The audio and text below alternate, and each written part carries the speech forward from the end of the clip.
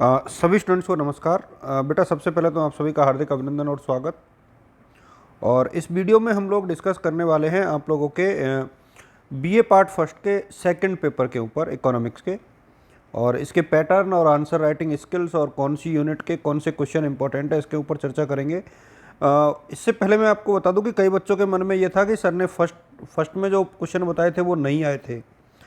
तो मैं आपको बता दूं कि मैंने आपसे ये कहा था कि आपको कोई भी 2 यूनिट पूरी पढ़नी चाहिए, और उन 2 यूनिट में से मैंने आपसे नेशनल इनकम के बारे में कहा था कि मेजरमेंट आएगा, तो उत्पादन विधि वहाँ से आई है, तो आप ये नहीं कह सकते कि क्वेश्चन नहीं आया।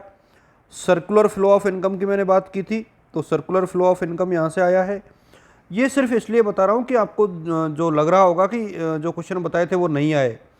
और मैंने आपसे बहुत जोर दे करके कहा था कि जो केंद्रीय बैंक है और व्यापारिक बैंक है उसके कार्यों को याद कर लेना, वो क्वेश्चन आया था। अब आप लोग भूल जाते हो तो बात अलग है, बाकी बिल्कुल क्लियर कट ये क्वेश्चन आया था। अब मैंने आपसे ये कहा था कि आप लोगों को सबको सैम्पलिंग करनी है, तो सैम्पलिंग आप लोगों ने की कि नहीं की मुझे नहीं पता, लेकिन सैम्पलिंग जो मेथड है, सेंसस और सैम्पलिंग मेथड, ये एग्ज़ाम में आया है। तो जो क्वेश्चंस हैं वो तो वही आए हैं जो अमूमन आते हैं, बस चक्कर ये पड़ गया कि आपने उनको किस तरीके से देखा और पढ़ा, ये आपके ऊपर डिपेंड था। तो ये तो फर्स्ट पेपर की कहानी थी, इसको ज़्यादा नहीं डिस्कस करेंगे, क्योंकि सेकंड पेपर बचा हुआ है, इसको अब अटैम्प्ट करना है, तो इसके ऊपर हम लोग आ जाते हैं।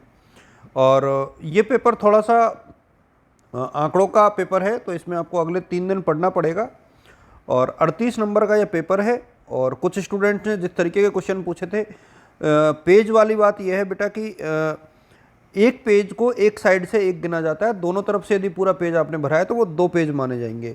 पन्ने और पेज, इसको आप लोग कंफ्यूज ना हो, यदि दोनों तरफ से आपने भरा है तो वो 2 पेज माने जाएंगे, एक तरफ से ही उसको 1 पेज माना जाता है।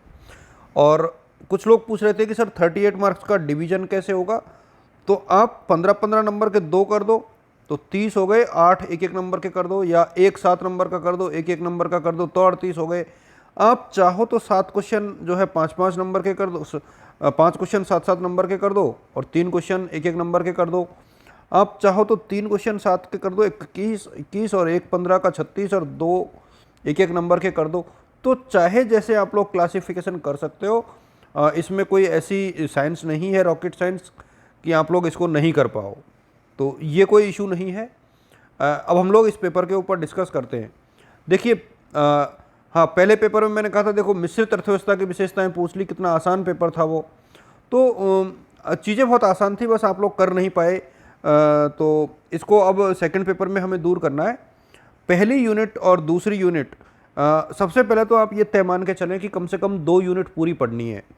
अब आप अपनी सहूलियत के हिसाब से देख लें कि आपको कौन सी 2 यूनिट अच्छी लगती है, लेकिन कोई भी 2 यूनिट आपको पढ़नी ही पढ़नी है। अब मैं इंपॉर्टेंट क्वेश्चंस के ऊपर यदि चर्चा करूं तो सबसे पहले हम लोग यूनिट 1 से ही बात करेंगे। और मैंने कहा है कि यूनिट 1 में से आपको कम से कम एक क्वेश्चन 15 नंबर का और 2 क्वेश्चन 7-7 नंबर के मिलेंगे ही मिलेंगे।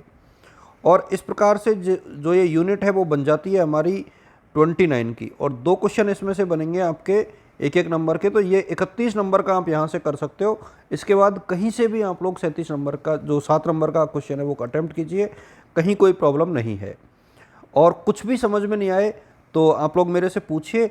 और कल हम लोग शाम को, यानी इवनिंग में, हम लोग 8 से लेकर के, और यदि आप लोग पढ़ना चाहोगे तो 9 बजे, और आप और चाहोगे तो 10 बजे तक हम लोग ऑनलाइन क्लास ले लेंगे, और इस सिलेबस के जो क्वेश्चंस हैं उनके ऊपर चर्चा कर लेंगे। आप लोग परेशान नहीं होइए इसके ऊपर। तब तक आप लोग आज खुद रिवीजन करोगे, खुद देखोगे। मैं क्वेश्चंस की सीरीज शुरू कर रहा हूँ अभी।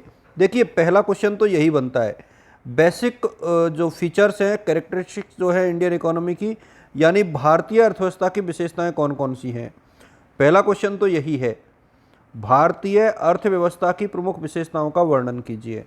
इसके बाद एक क्वेश्चन जो है नीचे ह्यूमन रिसोर्सेज डेवलपमेंट का आएगा ही आएगा, इसको आप छोड़ नहीं सकते।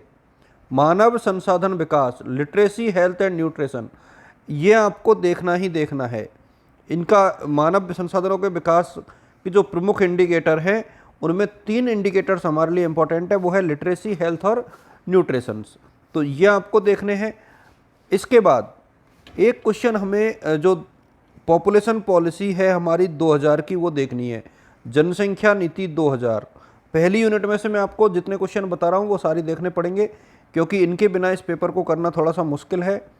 और एक आपको देखना है फीचर्स ऑफ इंडियन पॉपुलेशन, भारतीय जनसंख्या की विशेषताएं, और विशेषताओं में आपको उसका आकार देखना है, यानी कितनी साइज है, उसकी ग्रोथ कैसे हुई है, उसमें कार्यशील जनसंख्या वर्कफोर्स कैसी है, और उसका व्यावसायिक वितरण क्या है। यहाँ व्यावसायिक वितरण के ऊपर 7 नंबर का क्वेश्चन अलग से आ सकता है, इसको आप लोग देखें।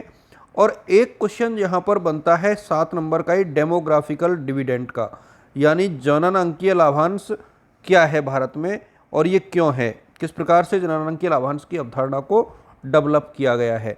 जो भी क्वेश्चन समझ में नहीं आएंगे मैं आपको बता दूंगा। इसके अलावा यहाँ पर एक जो क्वेश्चन है, बड़ा क्वेश्चन बनता है ये कि नेचुरल रिसोर्सेज हमारे यहाँ कैसे कैसे हैं। तो ये क्वेश्चन आपको कैसे करना है, इसके ऊपर मैं एक छोटा सा वीडियो बना दूंगा तो आपके समझ में आ जाएगा कि ये क्वेश्चन अटेम्प्ट कैसे करना है।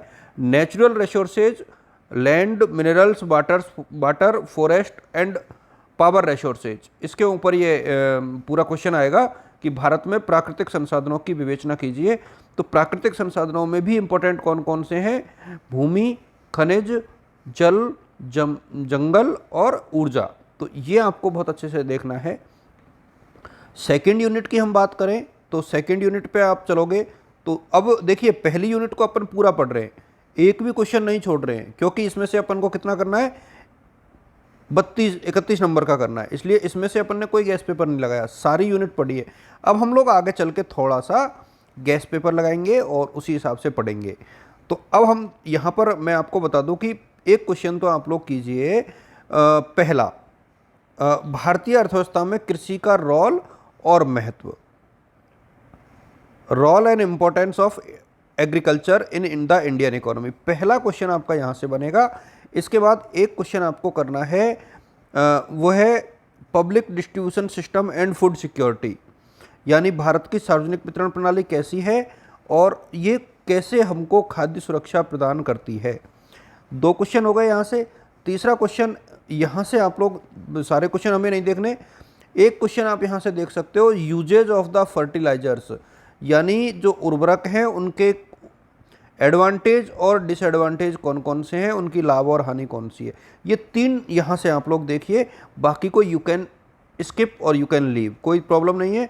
अगली यूनिट यानी थर्ड यूनिट से हम लोग चलें तो एक क्वेश्चन यहाँ से आप लोगों को देखना ही देखना है, बाकी आप चाहे देखें चाहे नहीं देखें, वो है भारतीय जो उद्योग हैं उनकी भारतीय अर्थव्यवस्था में क्या भूमिका है और उनके सामने प्रमुख चुनौतियां कौन कौन सी हैं और कौन सी व्यूह रचना यानी स्ट्रेटेजी हम लोगों ने अपनाई है उद्योगों के लिए। और यदि आप लोग थोड़ा सा और कुछ बच्चे जिनको लगता है कि हमें ज़्यादा पढ़ना है तो वो वर्तमान जो औद्योगिक नीति है उसको भी देख लें। तो ये क्वेश्चन यहाँ से बनता है, सिर्फ 2 ही क्वेश्चन यहाँ से देखने, इसके अलावा आपको देखने की आवश्यकता नहीं है। यदि हम लोग 4th यूनिट की तरफ चलें तो 4th यूनिट काफ़ी बड़ी यूनिट है, अपने आप में ये यूनिट बहुत बड़ी है, सारे क्वेश्चंस करना बेहद मुश्किल है। तो एक तो आप लोग यहाँ से ये कर लीजिए कि भारत की जो नवीन विदेशी व्यापार नीति है वो कौन सी है, मतलब उसकी प्रमुख विशेषताएं क्या क्या है, एक क्वेश्चन आप यहाँ से कर सकते हो।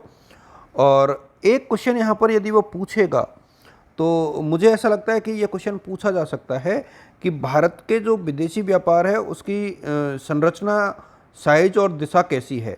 ये भी क्वेश्चन एक अपने आप में एक बड़ा क्वेश्चन बनता है यहाँ से, तो ये क्वेश्चन आप यहाँ से देख सकते हो। बाकी इसको छोड़ सकते हो, ये यूनिट थोड़ी अलग तरीके की है, आपके लिए दिक्कतें खड़ी करने वाली है, तो you can leave it. 2 question कर लीजिए यहाँ से, आएगा तो ठीक, नहीं आएगा तो ठीक। यूनिट 5 की हम लोग बात करें तो मैं आपको बता दूं कि आपको एक जो क्वेश्चन है वो तो ये करना है कि रूरल डेवलपमेंट प्रोग्राम यानी ग्रामीण विकास कार्यक्रम कौन से हैं, इन पर एक लेख लिखो या निबंध लिखो। एक क्वेश्चन ये बनता है। एक क्वेश्चन यहाँ से बनता है, ये बड़ा क्वेश्चन आएगा, review of the economic progress under the plan and latest plan and NITI Aayog.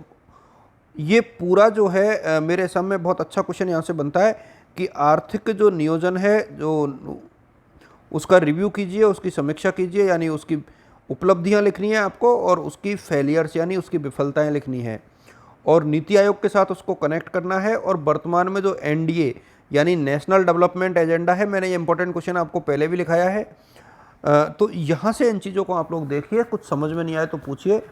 और इसके बाद problem of poverty, unemployment, inflation, इनको आप छोड़ सकते हो। सिर्फ problem of poverty and unemployment को आप लोग देख लीजिए कि गरीबी की और बेरोजगारी के क्या कारण है, और प्रमुख जो है गरीबी हटाने के जो कार्यक्रम है सरकार के, वो कौन कौन से हैं। ये बहुत कॉम्पैक्ट वीडियो बनाने का प्रयास था, हालांकि बड़ा हो गया थोड़ा सा। रीज़न ये था कि इकोनॉमिक्स में मैं बाकी सब्जेक्ट में मुझे उतना आइडिया नहीं लगता, लेकिन इकोनॉमिक्स चूँकि मेरा विषय है तो मैं कोशिश करता हूँ आप लोगों के साथ ये शेयर करने की कि आप लोग अच्छे से आंसर राइटिंग करें, आंकड़ों का ध्यान रखें, टेबल बनाएं यदि कहीं आंकड़े हैं तो, और पॉइंट्स को अच्छे से लिखें। और आप लोग निश्चिंत रहिए, इस बार मैं भी आपके साथ एग्जामिनेशन हॉल में मिलूँगा आपको, और गुड लक बोलने ज़रूर आऊँगा। पिछले पेपर में नहीं आ पाया था क्योंकि मैं था नहीं। तो आप सभी को बेटा all the best, good luck, और definitely I will be there. और साथ ही हम लोग कल इसके जो क्वेश्चंस के आंसर्स हैं, आप चाहोगे तो आप कमेंट करना, मैं आंसर्स भी शेयर करूँगा। Thank you so much.